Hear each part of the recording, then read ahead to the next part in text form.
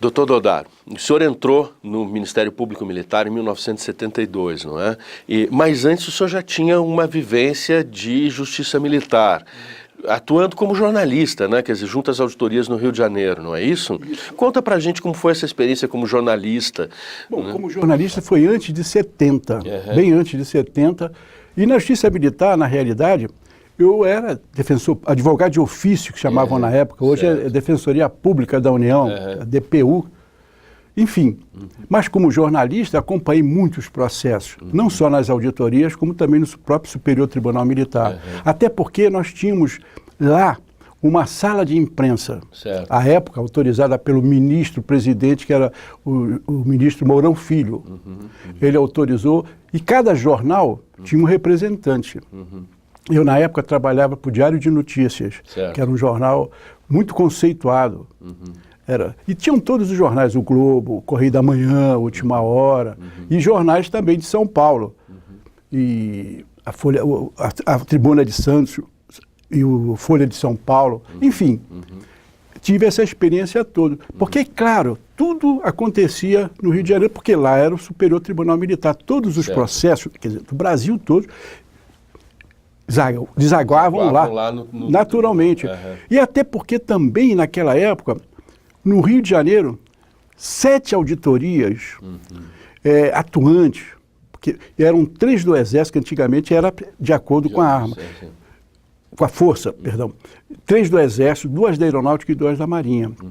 Enfim, a concentração era toda lá, todos os jornalistas, os advogados famosos na época, todos esses que depois, hoje, se notabilizaram aí na Justiça Militar. Então foi uma experiência rica. E foi também assim, porque o direito, eu fiz direito por uma circunstância, que a minha ideia, eu ia fazer medicina, mas desisti porque não era a minha praia, eu não posso ver sangue. Então, eu desisti de fazer medicina. E um amigo me convidou, vamos fazer direito. Eu falei, Valdeci, eu estudei científico naquela época, a lei de diretrizes e bases, era quem fosse fazer direito, fazia clássico. Eu fiz científico, eu ia fazer medicina, mas não desisti. Isso foi nos idos de 1962 ou antes, e poucas faculdades de medicina. Enfim, acabei fazendo direito e o jornalismo estava latente, né, aquela coisa toda. Era fácil, era tranquilo conversar com os ministros e perguntar sobre processos que estavam em curso, sobre julgamentos que estavam acontecendo? Era tranquilo, muito tranquilo. E a gente tinha um contato, porque era muito pequena a justiça militar, que era num prédio, o STM, onde funcionavam as auditorias, inclusive a Procuradoria. E embaixo ainda tinha uma cantina. Praça da República? Na Praça da República. Era na Praça da República. A universidade ficava em frente, não é isso? A universidade ao lado, na rua Moncorvo Filho, onde era a entrada para as auditorias, mas que também dava acesso pela entrada principal do tribunal. Certo. Era um prédio belíssimo, né? Como a gente sabe, a Justiça Militar é a mais antiga. E está lá o prédio até hoje. O prédio está até hoje. É conservado pelo Exército o prédio hoje, não é? Eu acho que, eu não sei hoje. Antigamente, depois que o STM veio para Brasília, ali mudou de muitas denominações em termos... Eu acho que era de serviço militar, circunscrição de serviço militar. Não sei hoje. Já onde eram as auditorias, virou uma filial da Policlínica do Exército, Odontoclínica, que é independente, não tem nada a ver com... E, aliás, diga-se de passagem, na Policlínica do Exército, eu corto o cabelo há quase 40 anos. 30 anos com o mesmo barbeiro, que era só atravessar a rua. E outros, aliás, todo mundo, vários juízes, até às vezes, tinha até ministros que cortavam o cabelo lá. E eu até brinco que eu ia na Policlínica porque ela corta sem dor. Enfim, aliás, eu sou bem conservador também. Enfim, era aí, voltando, né, Agora, quais os processos que o senhor vivenciou, acompanhou como jornalista e como advogado de ofício?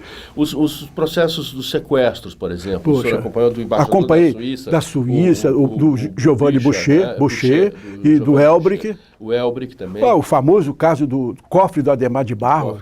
O que o senhor pode nos contar, quer dizer, da vivência desses... Como foram esses julgamentos? O senhor se recorda disso? Claro que eu me recordo. É claro que, por exemplo, no processo do Giovanni Boucher, era pena de morte. Que tinha sido pedido aos... Por que pena de morte? O Lamarca foi atribuída a culpa ao Lamarca, certo. Razão pela qual seria o único a ser condenado na pena de morte. Certo. Mas como ele estava morto, então, claro, ele não teve a pena de morte. Mas, nesse processo, o juiz aplicou, foi na terceira auditoria do Exército, não me fala, o juiz era o Oswaldo Lima Rodrigues, e condenou a prisão perpétua e a pena máxima, na época do artigo. Enfim, para ver... vários réus, não vários era? Réus. Nesse vários caso, réus. Né? Eu tinha de cabeça o nome deles todos, mas realmente.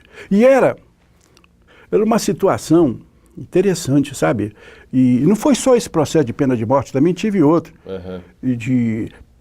que houve, o que hoje nós vulgarmente chamamos de assalto, né, aquela expropriação, e haviam dois artigos, um que punia aqueles que tinham conotação política, certo. Que era realmente aqueles ligados à subversão, e aqueles presos comuns, mas por força da lei de segurança, eram julgados na justiça militar.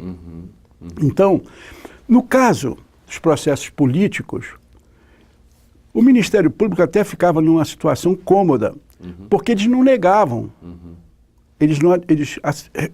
Quando o juiz fazia aquela clássica pergunta, é verdadeira acusação, não negavam.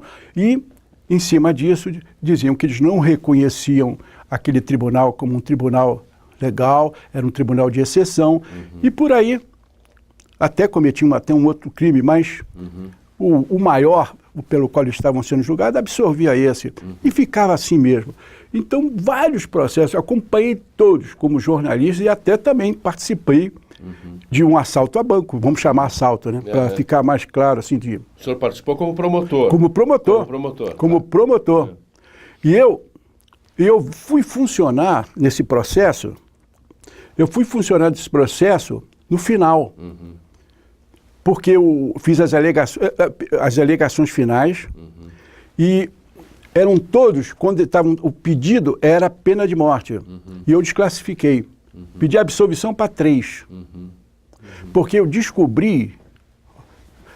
Isso é muito comprido, acho que não vai lá, nem tempo de contar. Conte, é interessante, porque, claro, houve morte, razão pela qual eles estavam em curso na pena de morte, que era rígida, a lei penal, a lei de segurança na época, né, para esse tipo de crime. Enfim, o que eu vi? Fui analisar coisa que... Eu descobri lá uns elementos que eu verifiquei que foi uma briga de... Olha só, hein? De ponto de bicho. Porque eram os policiais... Houve uma troca de tiro. Depois do assalto, houve uma troca de tiro. E o cidadão que morreu, era um policial que morreu. Era desafeto de um cidadão lá, que eu descobri isso, mas não estava envolvido no processo, que não se descobriu. Não tinha relação com o assalto. Com aqueles 3. Resultado, eles foram absolvidos.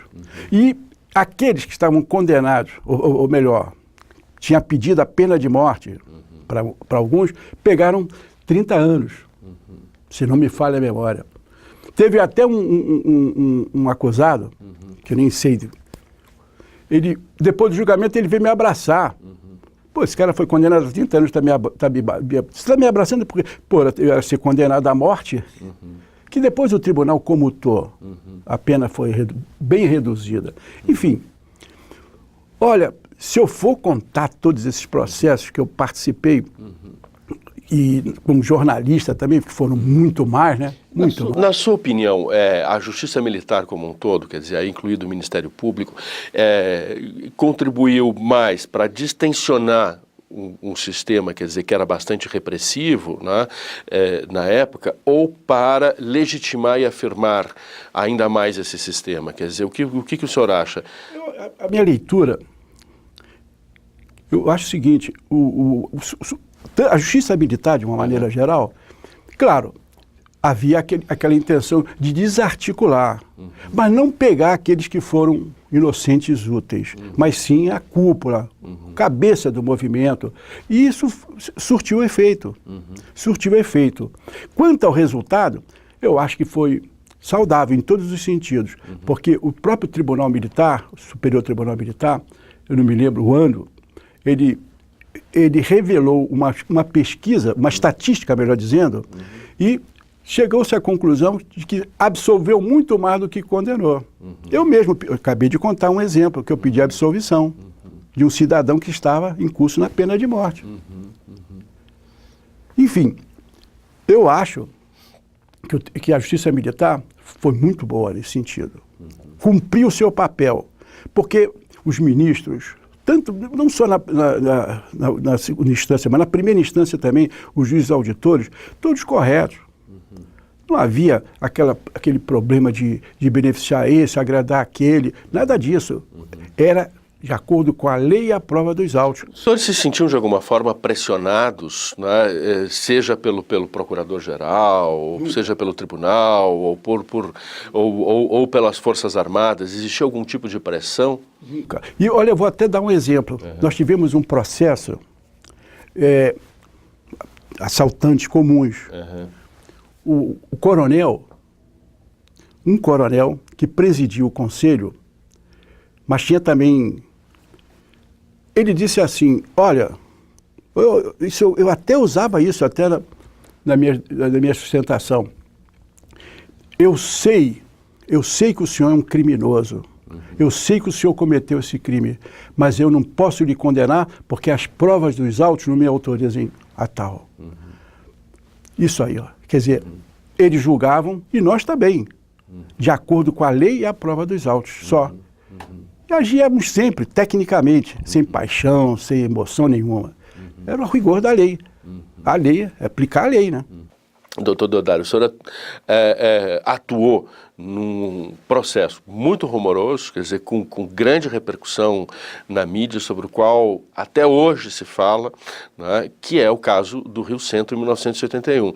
O senhor recebeu como promotor o inquérito. Né, não chegou a ser processo, foi inquérito. Foi inquérito, né, exatamente. O senhor pediu o arquivamento. Pediu o arquivamento. Pode nos contar, quer dizer, com base no quê? Quer dizer, quais foram? O senhor chegou a pedir diligências antes de pedir o arquivamento? Pedi diligência, até porque na época apareceu um coronel, Grael, era um coronel reformado, acho que era da aeronáutica, e que tinha uns questionamentos a respeito, porque ele achava que a segurança não foi correta naquele dia 1º de maio. Esse coronel Grael era o que era responsável pela segurança e que foi afastado antes exatamente, foi afastado. Cerca de um mês antes, mais ou menos. E ele achou que, eu não sei se ali houve algum revanchismo da parte dele, não sei, também não vou entrar nesse mérito, mas em razão dessas, eu falei para ele, olha, coronel, por favor, se o senhor tem algumas questões que o senhor acha que não estão bem claras no inquérito, por favor, o senhor faça isso o mais breve possível, que eu vou usar meu tempo, que eu não vou ficar muito tempo com esse inquérito, porque ele já está sedimentado, já sei. Mas tudo bem, ele fez... 15 dias, não é? 15 dias. Mas, sabe, a lei faculta a gente, o Código de Processo Penal Militar, de pedir um prazo até em dobro, até em triplo. Mas não, raramente, até porque também era uma maneira que havia, não era pressão, mas os jornalistas, todos os jornais, e alguns até conhecidos, amigos, até amigos, ficavam na auditoria, e, enfim, até onde eu morava, eram colegas, né, alguns que eu conhecia, ia dar alguma coisa assim, tal. O que eu esperava? E, enfim, eu, examinando, eu vi que realmente, voltando às perguntas do coronel, o encarregado do inquérito, o coronel Jobson. O Job. Job, né? Job, coronel Job, que depois foi a general, acho que foi a general, mas na época era coronel, que substituíram um outro, que foi afastado, ele mesmo pediu para sair, enfim. Fez toda aquela diligência, a requerimento do Ministério Público Militar, e as respostas estavam nos autos. Todos os questionamentos dele estavam praticamente todos respondidos nos autos. Mas prestigiei, e ainda houve oportunidade de se juntar mais uma coisa. Enfim, diante disso, eu cheguei à conclusão de que realmente o fato existiu, não existia autoria. Então, faltou apontar quem era o autor. É claro que, não vou me estender, até porque todo mundo lembra do fato, a imprensa... Com os elementos todos saindo na imprensa, né? O senhor acha que a autoria não estava configurada? Não, né? não estava configurado. É claro que eu até dizia assim para ele, vocês querem que eu fale sobre o inquérito oficial ou do Jornal do Brasil? Porque o Jornal do Brasil fez um inquérito paralelo. Foi. Botou perícia, achavam até que não era o perito, tinha outra bomba. E aí tinha muita história aí, Enfim, diante disso, eu me senti até tranquilo, muito mais tranquilo, porque o próprio juiz auditor, que era o estimado amigo Edmundo Franca de Oliveira, o Edmundo acompanhou o Ministério Público. E por conta disso foi para o tribunal. E lá, aí é que foi a consagração em termos da própria Procuradoria-Geral. Quem era o Procurador-Geral? Milton Menezes da Costa Filho. E que também ele pediu o arquivamento. E só não foi por unanimidade no STM, porque a Marinha resolveu votar contra. Agora, teve Quer dizer, a Marinha não, os ministros da Marinha. O doutor Célio Lobão era o juiz corregedor à época, né? Quer dizer, e ele não concordou com o arquivamento. Então, quando o processo sobe, ele enfim, quer dizer, ele dá um parecer contrário ao arquivamento, aí vai ao Procurador-Geral, que sustenta o arquivamento, e aí o tribunal, por maioria, com todas as ressalvas do ministro Birrenbach, que depois escreveu até um livro a esse respeito. Né?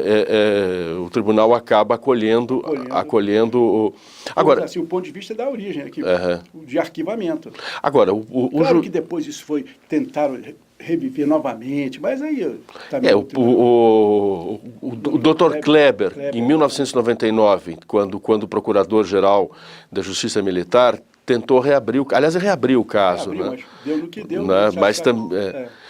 Agora, o doutor Edmundo Franca chegou a dizer que tinha sofrido, anos mais tarde, chegou a dar uma série de declarações e tal, quer dizer, entrevistas para revista, acho que Isto É, etc., né, dizendo que tinha sofrido muitas pressões, né, quer dizer, para acolher o arquivamento. Né? O senhor recorda de alguma pressão naquele momento? Nenhuma. Inclusive, Brasília, o próprio Milton, ele me deixava... Eu não ligava para ele nenhum... É claro, se aconteceu isso com ele, eu desconheço.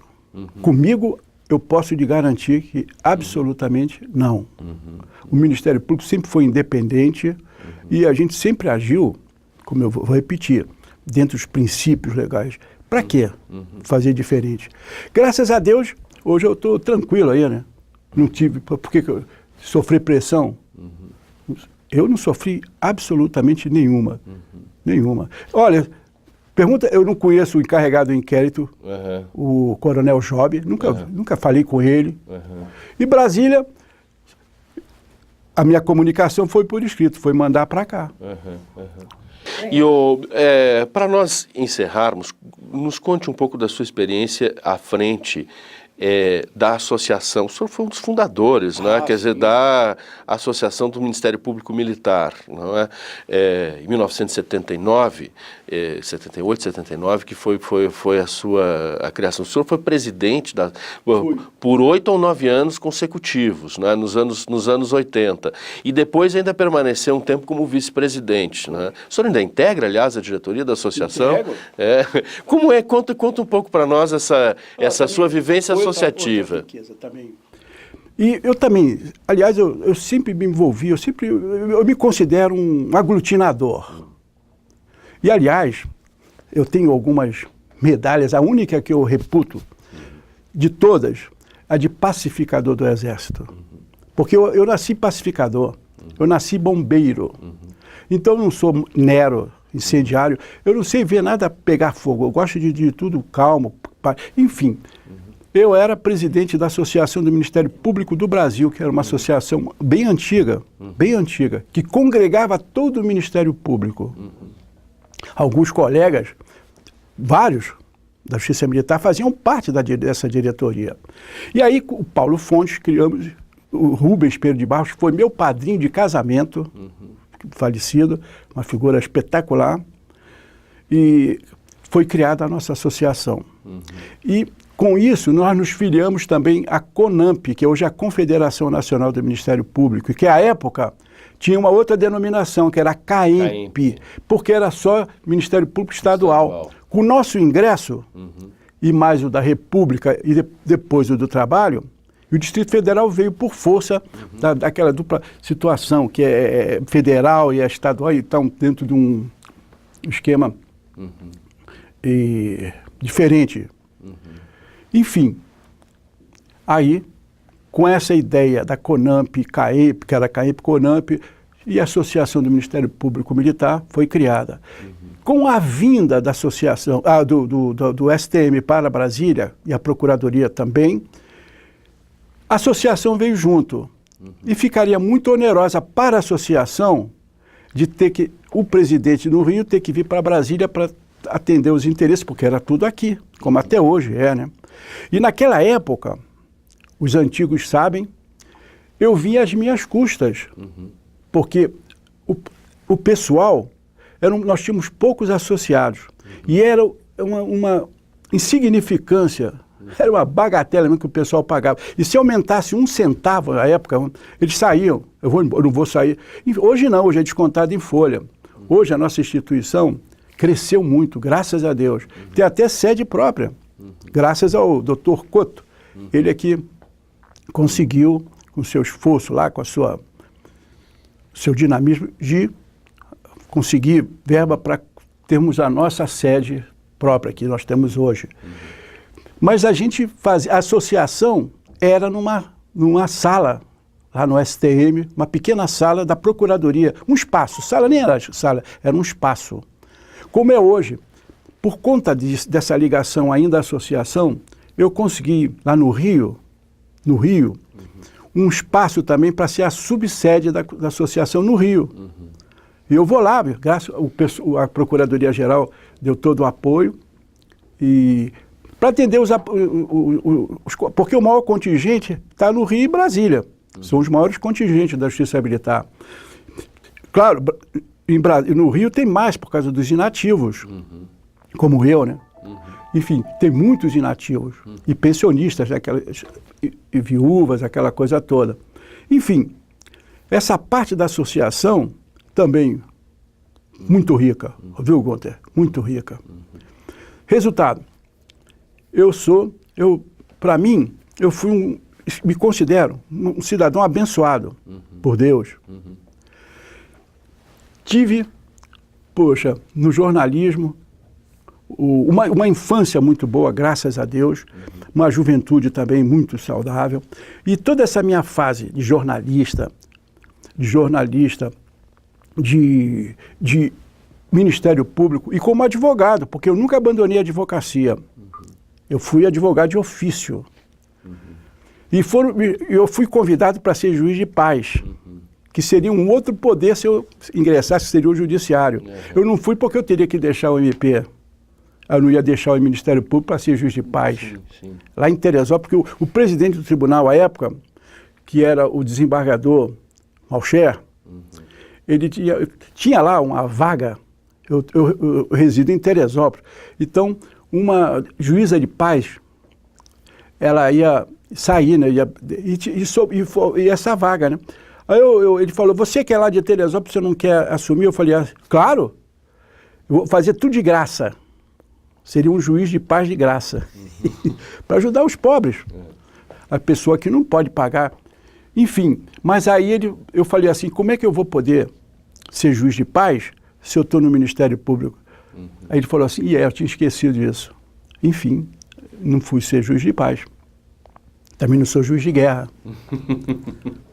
Estou aí. E por isso, meu caro Gunter, eu acho que o Ministério Público, para mim, foi uma escola, foi tudo para mim. Foram 42 anos de justiça militar. 42 anos só de justiça militar. Paralelamente a isso, eu advogava. Sim. Eu tinha um escritório e não desativei. Mas na época, por conta da advocacia, eu tinha meus proventos reduzidos. 30%. 30%. Depois, isso aí foi por uma lei própria que até hoje foram todos, os proventos todos estão regulados por lei, aquela coisa toda. Queres deixar mais uma coisinha registrada, doutor? É bem uma coisa.